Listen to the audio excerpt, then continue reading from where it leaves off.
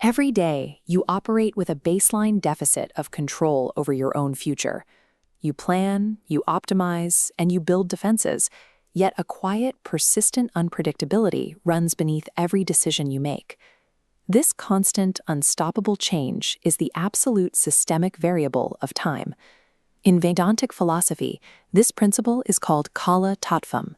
It is the physical and chronological force that grinds everything forward, allowing nothing to remain static. Feeling vulnerable in the face of this force is not a psychological flaw. It is a guaranteed systemic reaction to operating within a highly unpredictable environment where you do not control the variables.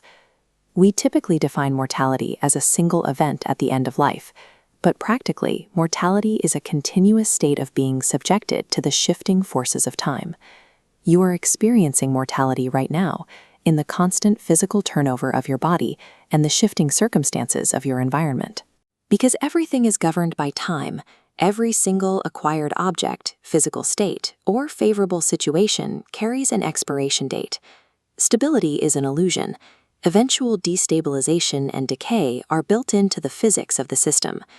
As long as a jiva operates strictly within the bounds of Kala Tattvam, baseline existential stress is mathematically guaranteed.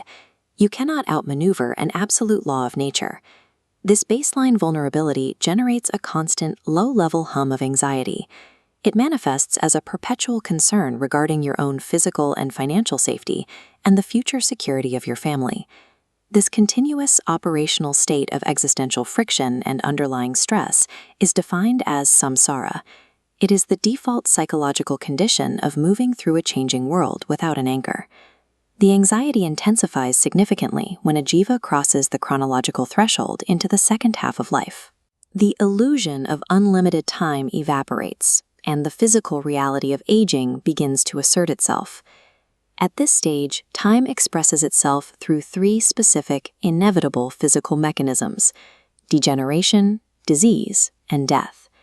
These are the 3Ds, the most feared, absolute expressions of mortality. Confronted directly with the reality of the 3Ds, perhaps through a hospital visit or a sudden diagnosis, the mild hum of daily anxiety mutates into acute panic and terror. The threat is no longer theoretical. Human beings instinctively attempt to solve this panic by accumulating external resources. We try to optimize our circumstances, build financial fortresses, and acquire status to insulate ourselves from decay. Optimizing external variables is mathematically futile. The 3Ds are absolute physical laws governing the biological system. They are not bugs that can be bypassed by material wealth or external security. To test the efficacy of material security, we can look at the historical case study of the sage Yajnavalkya. He had accumulated the highest possible societal status and vast amounts of wealth. The magnitude of this wealth was staggering. His prize money consisted of thousands of cattle, with 10 grams of solid gold tied to each horn, amounting to tens of kilos of pure gold. Preparing to renounce his worldly life, he offered this entire earthly possession to his wife, Maitreyi. She responded with a strict analytical inquiry, asking if owning the entire earth and all its wealth would grant her immortality. Maitreyi deduced the logical flaw.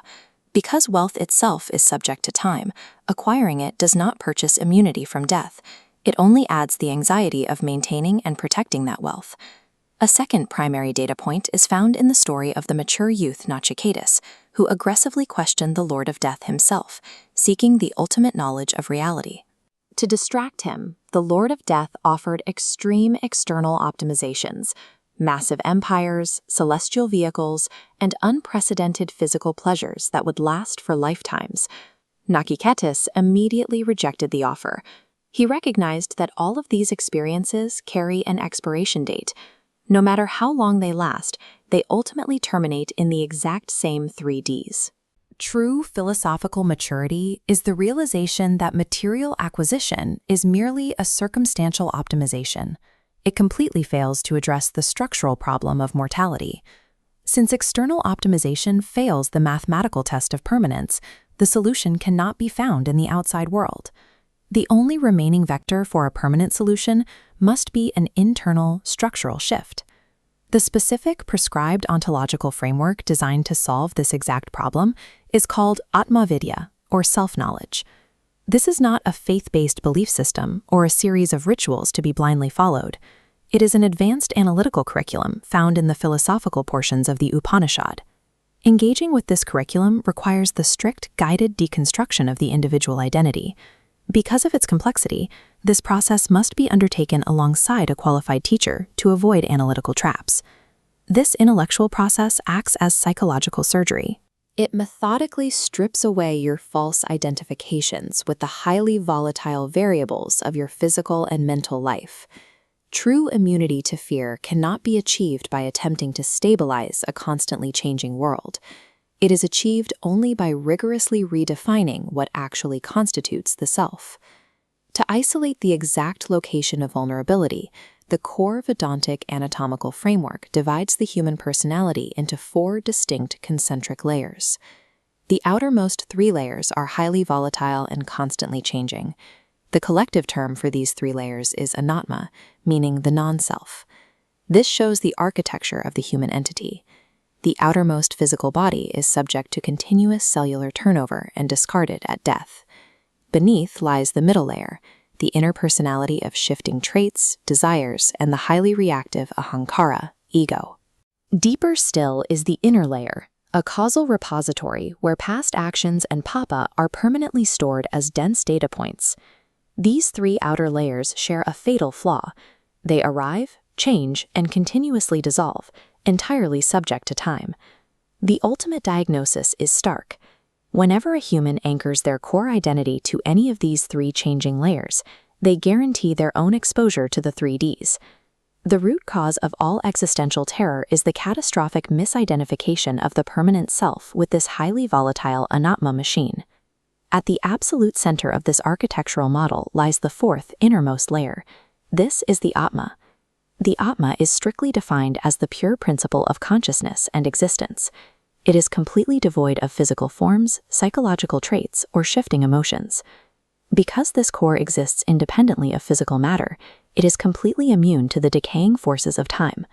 The Atma does not age, it does not sicken, and it does not die. Successfully locating and anchoring your identity exclusively in the Atma is the singular mathematical solution to eradicating the fear of mortality. This presents a functional paradox. How does an individual physically live and interact in a dangerous, changing world if they only identify with an abstract core? This diagram shows the Vedantic logic model of the defanged cobra. A venomous cobra generates sheer terror. But once surgically defanged, the exact same biological creature transforms into a harmless object of beauty, often depicted as an ornament worn by Bhagavan Shiva or resting with Bhagavan Vishnu. Mapping this analogy to human psychology, the venom is the psychological attachment and false identification with the mortal layers of the anatma. A jnani experiences the physical world exactly as before. The physical body still ages, and it still decays. The difference is that the psychological terror has been completely extracted. This final operational state is defined as moksha. It is the absolute, frictionless acceptance of physical and biological decay without a single ounce of internal resistance. The ultimate intellectual achievement is exactly this: to become perfectly anchored in the immortal core, allowing you to interact with a highly volatile world completely devoid of fear.